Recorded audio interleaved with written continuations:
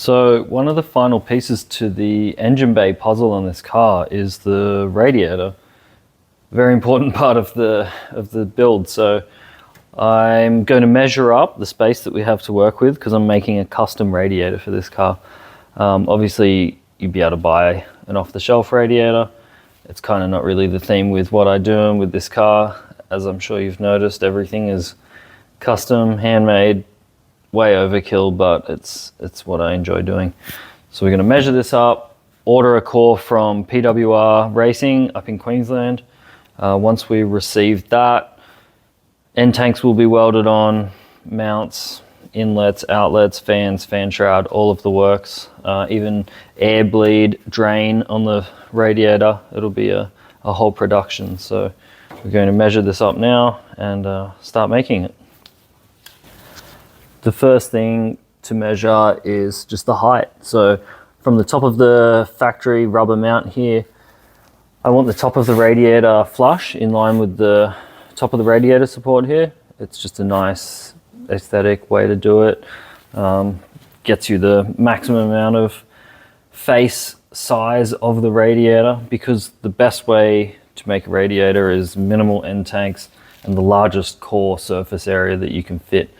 That's what does all of the cooling. So you don't need volume, you need it to be able to flow, obviously. So the tanks will need to have some volume, but they don't need to be big. You want to maximize that surface area. So as tall as possible, as wide as possible, obviously working within the vehicle constraints. But we'll get this height, we'll get the width between the chassis rails, then work out how big the tanks will be on each side, as this radiator will be cross flow, twin pass, in on this side, out on the bottom, across, down, out, twin pass radiator.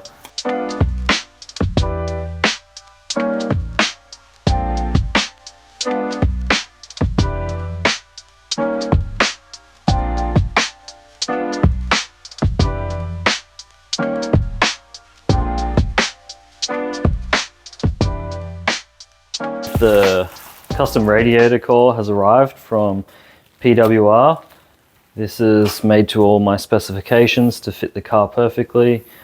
These end plates are actually made also to suit these laser cut and folded tank seared that I buy from Hypertune. Actually, they're nice enough to sell these to me, and these fit on there very nicely with this nice taper. So we'll get this on the car with a divider in the middle on the engine side, as the coolant will be passing in and out on the same side, twin pass radiator. So in, the divider in the center will block it so that the coolant is forced to go through, down to the other end that is just completely open so it can pass through, back around, and then back out the bottom side, back into the engine. So twin pass radiator, sheet metal end tanks, should be very nice. So I got a little over enthusiastic and welded up this radiator without actually filming any of the process. So excuse me for not having any welding clips right here, but you'll get to see the welding of the fan shroud and the top plate added on. But we have the outlets added in now, little bleed point to bleed air out of the top of the radiator, obviously the divided tank on that side and the open tank on this side, the lower mounts, and this is a drain point which will have a drain fitting screw into this point down, obviously into the bottom of the engine bay. So this is all welded together now, ready to go. Now the fan shroud and upper plate with integrated mounts in it for the radiator upper section has arrived from the laser cutters. Very happy with this. This will mount the twin 11-inch fans, and all the holes you can see across the base of the shroud here are for little rubber flappers, which actually are R35 Nissan GDR part.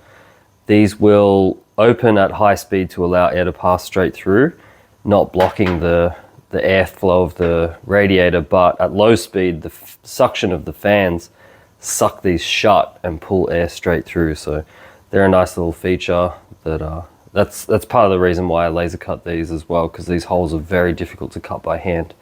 You can see that the shroud has a divider as well, so if you want to use one fan at a time, it'll still pull through nicely and not try and suck air through from the other side. So that uses some nice little flush mounted rivets that you can kind of see there. So they should be quite nice. I'll now peel all the plastic off and assemble it all.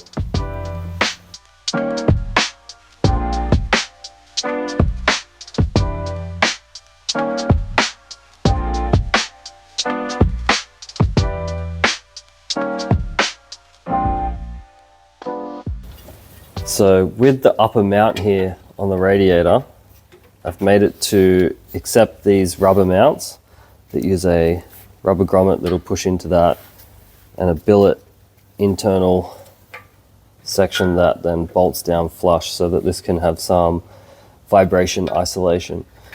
I've cut off the factory radiator mounts because they're in locations that I didn't like, so these will just be drilled and riv nutted through to the radiator support panel where I would like them to be. So this has been made custom to suit wherever I like these. It's all fit up quite nicely, very happy with this. We'll now get welded on each end, obviously then fan shroud, everything else will be attached and finished off. Now it's one of the last steps, so very excited to have this done.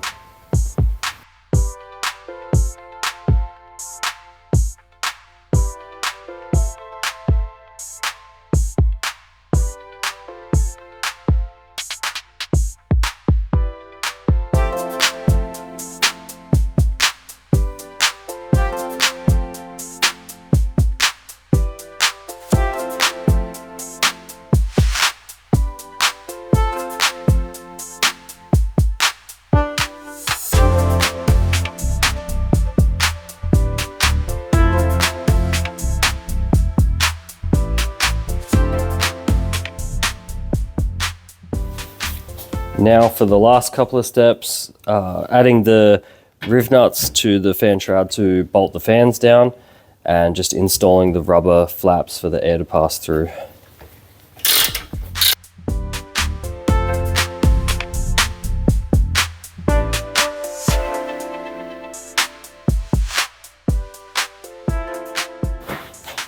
Now you can see the fan shroud is installed with the flappers and the riv nuts for all the fans. So we're going to bolt the fans on now and then bolt the radiator into the car, do the top mounts, and then this will be complete.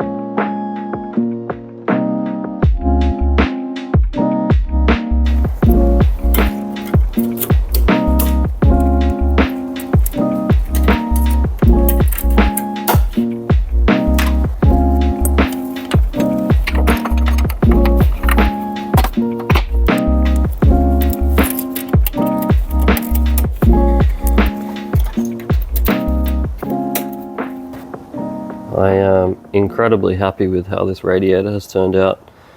It's as big as I could fit in this space, so it's nice that it comes up flush with the radiator support. Comes right down against the chassis rails. Still has enough space to the front of the engine. Nice twin pass design, as I mentioned. Very happy with it. Obviously the BMRS braided lines have gone in nicely down to my thermostat housing that I made, and the new radiator neck on the head of the engine with the twin SPAL 11-inch high flow fans. Everything's quite nice. This little dash 4 fitting here will run up underneath here, around inside the guard, back through, and then into the top here at the header tank, which will then allow air to bleed out of the very top section of the radiator. As you can see, the inlet here then has maybe 30 millimeters above it where air would get trapped in there, because air always rises to the top of things. So now the air can leave through here, travel uphill and up into the header tank and bleed out into the overflow.